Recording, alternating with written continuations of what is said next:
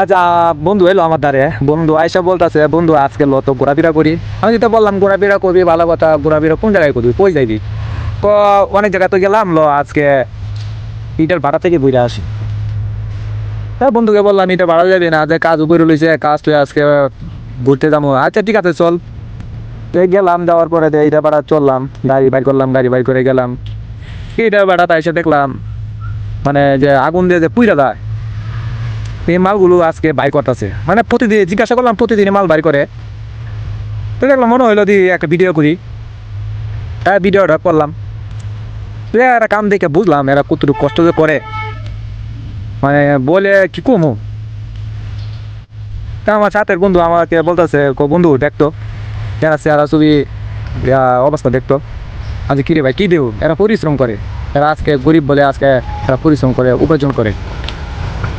মানে যে মহিলা টয়লা যে শরীরে মানে লাগিয়ে লইছে, এই কারণে বললো আর কি। আমার বন্ধুরাও কিছু হিংসকর, মানে গরিবের থেকে বেশি একটা লুচি টুচি নাই। আসলে মানুষের সাথে কখনো শুরু করে দেখতে নাই। আল্লাহ যারা যেরকমভাবে পাঠাইছে এরকমই। আজকে অফিসে বইয়া কাজ করি, কালকে এমন আছে আমারও তো ঈদের বাড়ার কাজ করা লাগতে পারে। সেটা আমার বন্ধুকে কোনো সময় আমি বোঝাতে পারি না। তো যাই হোক, ওদেরকেও জিজ্ঞাসা করলাম। তো প্রায় 1,000-1,200 টাকার মতন রুজি হয়। আসলে সত্যি বলতে কি, এরা যে একটা পরিশ্রম করে, আমাদের মতো মানুষ যারা আছে এরা কখনো বিশ্বাস করবে না এরকম পরিশ্রম হয়। কেন বড় লোক মানুষ জীবন আছে, তারা কখনো গরিবের পরিশ্রমের দিকে তাকায় না।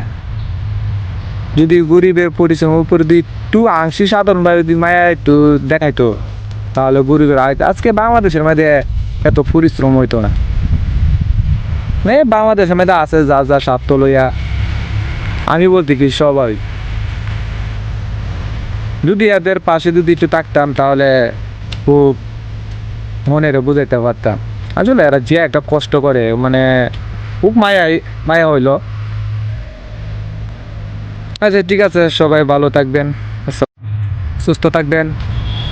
আশা করি গরিবের রুজির একটু খেয়াল রাখবেন, যাতে গরিবের রুজি রোজগার হইতে পারে, ভালো কাপড় চোপড় কিনতে পারে, যাতে ভালোভাবে চলতে পারে।